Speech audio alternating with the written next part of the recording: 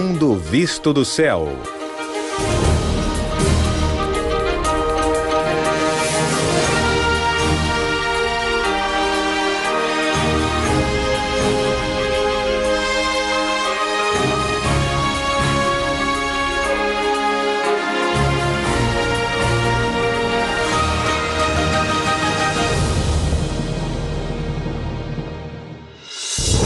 Neste episódio,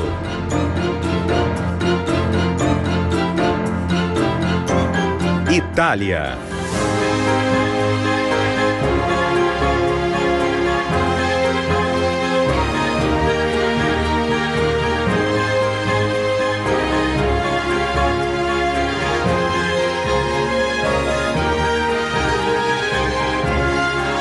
Caserta, até Tivoli via Roma.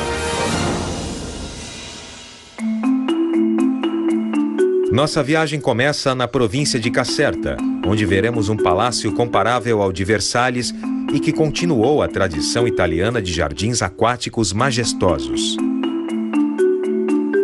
Depois, conheceremos alguns elos da Itália com a Segunda Guerra Mundial da cidade litorânea de Anzio até uma abadia nas montanhas de Cassino. Seguindo pela antiga Via Ápia, entraremos em Roma para uma excursão aérea sobre as antigas ruínas e bela arquitetura, como o Coliseu, o Fórum Romano, a Piazza Navona e o Monte Palatino. De uma das cidades mais antigas do mundo para a mais sagrada, no território da Cidade do Vaticano. Terminaremos a viagem nas colinas de Tivoli, com duas propriedades palacianas com jardins.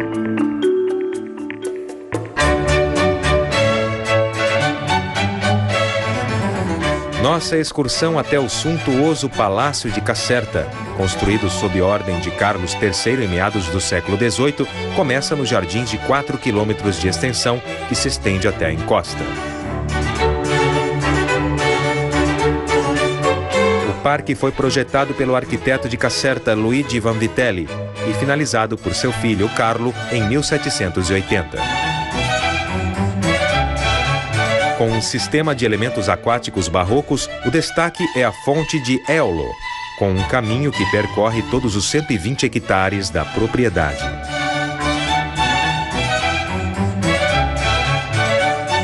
Ao lado e em direção ao limite superior fica o Jardim Inglês, projetado em 1782 em estilo inglês, uma resposta aos jardins italianos simétricos da época.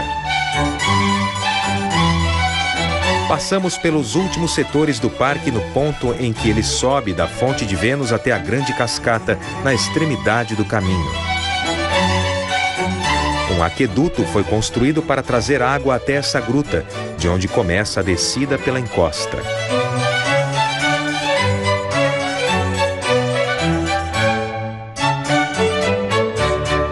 O aqueduto tem 38 quilômetros de extensão e passa por 5 montanhas, garantindo o funcionamento das cascatas e outros elementos.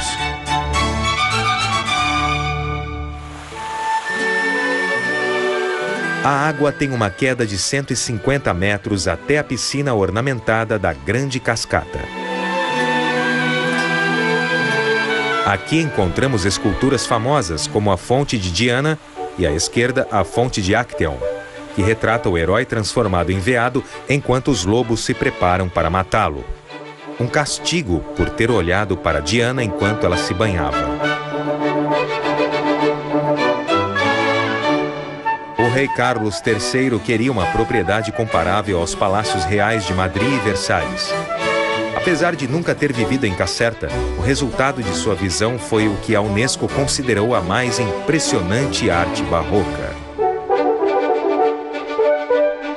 Caserta fornecia residência para o rei, a corte e o governo. O palácio de 1.200 cômodos é retangular, com 4 pátios internos, ocupando uma área de 3.800 metros quadrados. Seguimos para o norte pelo litoral até a cidade pesqueira de Anzio. Situado na costa de Lácio, o porto foi um ponto vital de desembarque para o ataque das tropas aliadas na Segunda Guerra Mundial. O plano era seguir até Roma, apenas 56 quilômetros ao norte, para libertá-la das tropas alemãs. A batalha que se seguiu deixou Anzio em ruínas. Porém, depois da guerra, boa parte da cidade foi reconstruída, conservando a aparência de cidade pesqueira. Mais distante do litoral, na cidade vizinha de Netuno, vemos uma lembrança triste da dimensão dos conflitos que ocorreram de 1943 a 1944. Este é o cemitério americano de Sicília, Roma.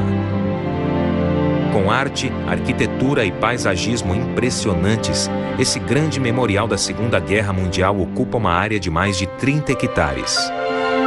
Quase 7.900 soldados americanos foram enterrados aqui, entre as fileiras de pinheiros romanos.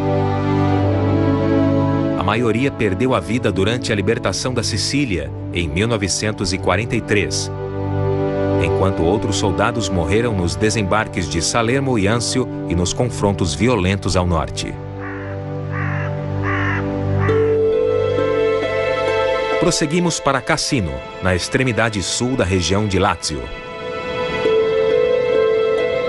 E é daqui que podemos admirar a abadia de Monte Cassino. Desde sua abertura no século VI, passou por momentos terríveis. Foi atacada repentinamente, saqueada e destruída por desastres naturais. Durante a Segunda Guerra Mundial, as forças alemãs a usaram como fortaleza, bloqueando o acesso a Roma. Ataques aéreos conduzidos pelos norte-americanos quase a destruíram por completo em 1944 durante a campanha italiana das Forças Aliadas. A abadia, construída por iniciativa de São Bento de Núrcia em 1529, foi reconstruída após a guerra, conservando a forma arquitetônica, e foi finalmente consagrada pelo Papa Paulo VI em 1964. Com as relíquias de São Bento de Núrcia e Santa Escolástica, muitos turistas visitam o mosteiro para mergulhar em sua importância histórica e bela arquitetura.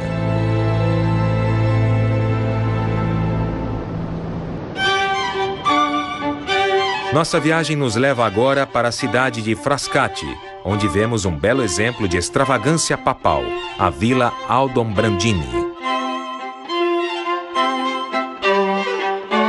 De frente para Roma, a 20 quilômetros de distância, essa bela construção ostentava o poder e a autoridade da igreja.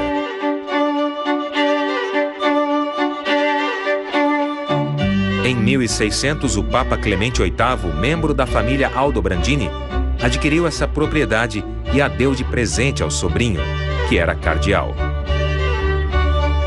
A propriedade extremamente ornamentada foi construída no período barroco, uma época em que os papas tentavam superar os antecessores com exibições de grandeza, construindo palácios que refletissem sua riqueza e poder. A propriedade tinha utilidade cerimonial para os Aldobrandinis e não era utilizada como residência familiar. Durante a Segunda Guerra Mundial, a propriedade sofreu danos significativos depois que um bombardeio destruiu mais da metade da cidade. Hoje é um tesouro arquitetônico por sua importância histórica e cultural.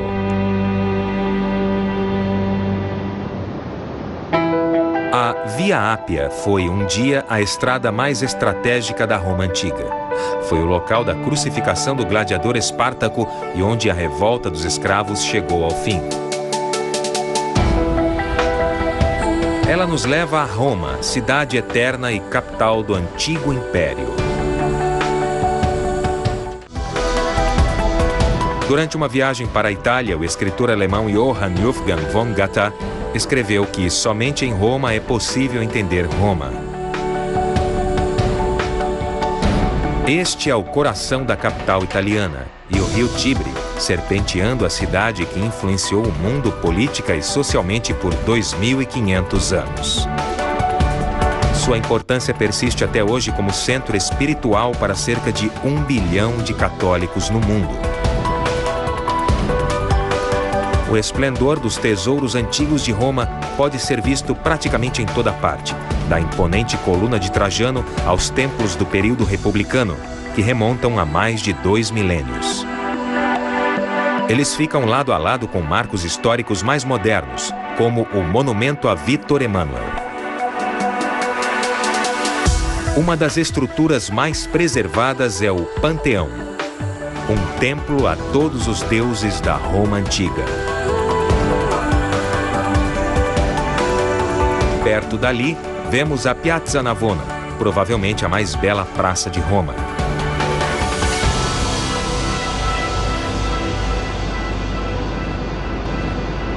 No passado era uma cidade fortificada e as muralhas originais ainda podem ser vistas. Elas datam do século III e foram erguidas ao redor das 7 colinas de Roma como proteção contra invasores germânicos. 2/3 permanecem intactos e preservados, já que as muralhas foram usadas como defesa até o século XIX. Havia 18 portas, como esta, conhecida na antiguidade como Porta Ápia. Ladeada por 2 torres semicirculares, foi chamada mais tarde de Porta de São Sebastião. A muralha incorporou muitas estruturas existentes, como esta pirâmide em estilo egípcio, construída no ano 12 a.C., como túmulo para Caio Sestio. Na região sudeste do antigo distrito, vemos as ruínas de tijolos vermelhos das Termas de Caracalla. Concluídas em 217 d.C. e ocupando uma área com mais de 11 hectares, os salões gigantescos foram desfrutados pelos romanos por mais de 300 anos. O complexo tinha capacidade para 1.600 cidadãos, oferecendo não apenas os banhos, mas uma biblioteca, um ginásio, galerias, restaurantes e até mesmo bordéis. Atualmente, aqui funciona o Teatro de Ópera de Roma durante o verão e que foi palco do primeiro concerto dos 3 tenores em 1990. Chegamos ao coração da cidade, onde fica o imponente e impressionante Coliseu, a maior edificação construída no Império Romano. Apesar da deterioração, ainda é um notável feito da arquitetura e engenharia. O anfiteatro recebia 50.000 espectadores que se reuniam gratuitamente em assentos enfileirados, retratando as hierarquias dentro da sociedade romana. Abaixo do solo havia salas com dispositivos mecânicos e jaulas para animais selvagens que podiam ser erguidos até o palco central. A fim de aumentar a popularidade, os imperadores encenavam lutas até a morte entre os gladiadores e animais, ou simplesmente entre os próprios gladiadores. Era feito de cimento e pedras, mas originalmente revestido em mármore, que foi incorporado mais tarde à construção da Basílica de São Pedro e outras edificações históricas. Hoje, os visitantes podem ver a parte interna da arena e, recentemente, em 2010, as passagens subterrâneas foram abertas à visitação. O local ainda é usado para cerimônias pela Igreja Católica na Sexta-feira Santa, como ponto de partida para a procissão, conduzida pelo Papa e conhecida como Caminho da Cruz. Do centro de entretenimento, vamos para o centro da vida pública, o Fórum Romano.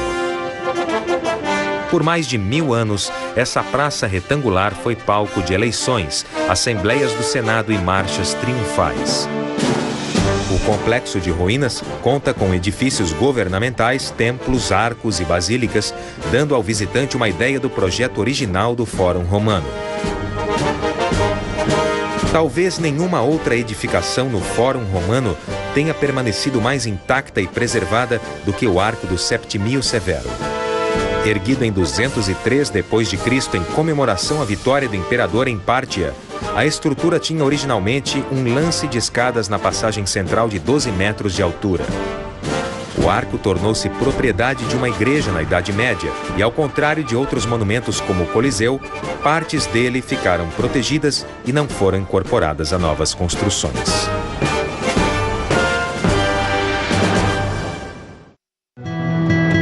Um dos marcos modernos de Roma é a escadaria espanhola do século XVIII, ligando a praça à igreja francesa do século XVI.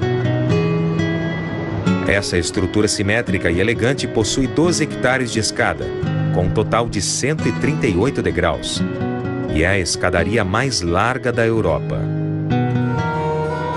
Outro exemplo dos palácios suntuosos construídos por famílias ricas de papas é a Villa Borghese. Situada nos arredores de Roma na época de sua construção, foi um cardeal, sobrinho do Papa Paulo V, que mandou construir o palácio, onde é exibida até hoje a coleção de quadros, esculturas e antiguidades da família Borghese. Erguida durante a Renascença tardia em estilo clássico, a propriedade tornou-se uma galeria de propriedade pública em 1902. No caminho para a cidade do Vaticano, paramos no primeiro castelo de Santo Ângelo, um museu nacional que já foi refúgio para os papas em perigo. A cidade do Vaticano ocupa uma área com menos de meio quilômetro quadrado, totalmente circundada por Roma. É o menor país do mundo e o centro espiritual para mais de 1 bilhão de católicos no mundo todo. A Basílica de São Pedro foi construída na colina do Vaticano como Santuário de São Pedro, um dos 12 apóstolos e considerado o primeiro Papa. Ele morreu como mártir e foi enterrado no local no ano de 64 d.C. A construção dessas edificações começou no início dos anos de 1500. Os maiores arquitetos italianos da época levaram mais de 100 anos para construir a nova basílica, que foi finalmente concluída em 1626. Milhões de pessoas vão à cidade do Vaticano todos os anos, mas a população é de apenas 800 habitantes. Provavelmente, a melhor vista panorâmica da cidade eterna é da base da imensa clarabóia que coroa a cúpula com nervuras da Basílica de São Pedro. Com o trabalho em parceria de Bramante e Michelangelo, a cúpula gigantesca tem um diâmetro de 42 metros e está apoiada sobre 4 pilares enormes que sustentam uma peça cilíndrica com 16 janelas. Uma altura de 136 metros, essa é a maior cúpula do mundo.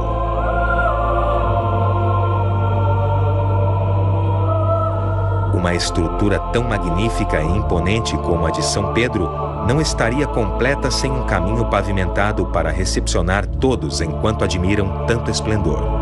A praça em estilo barroco foi projetada por Bernini no século XVII.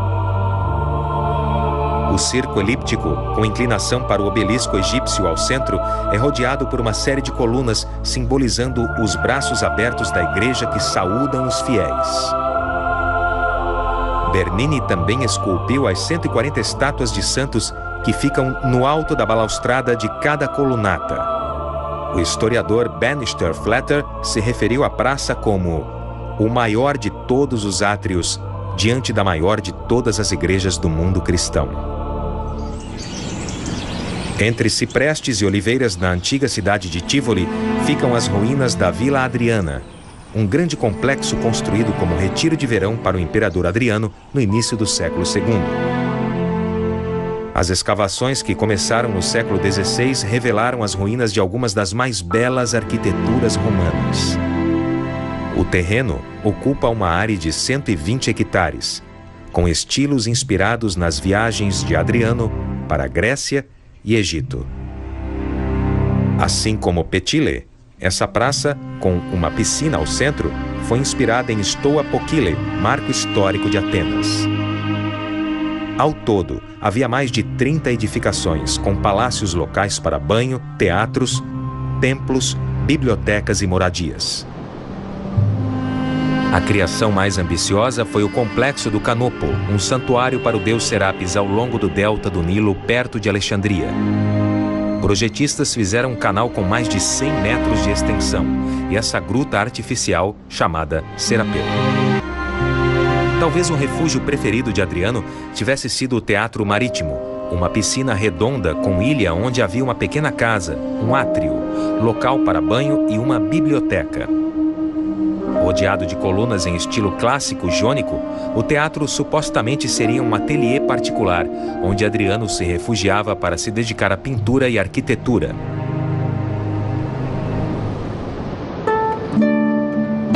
Nosso último destino nos traz a mais uma propriedade palaciana com uma série de vilas extravagantes do século XVII nas colinas ao redor da região de Campanha. Estes são os magníficos jardins aquáticos da Vila d'Este, em Tivoli. Os turistas se encantam com as águas que alimentam as 500 fontes e cascatas, integradas harmoniosamente com a paisagem em uma área de 4,5 hectares.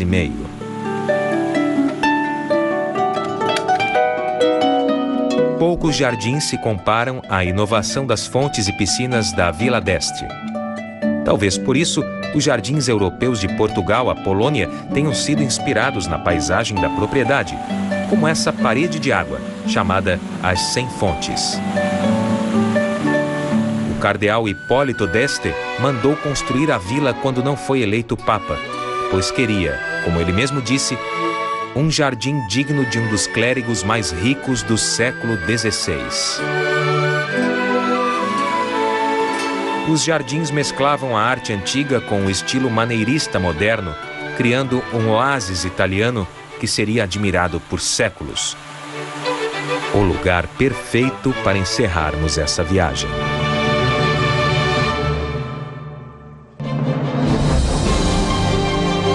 Versão brasileira, DPN Santos.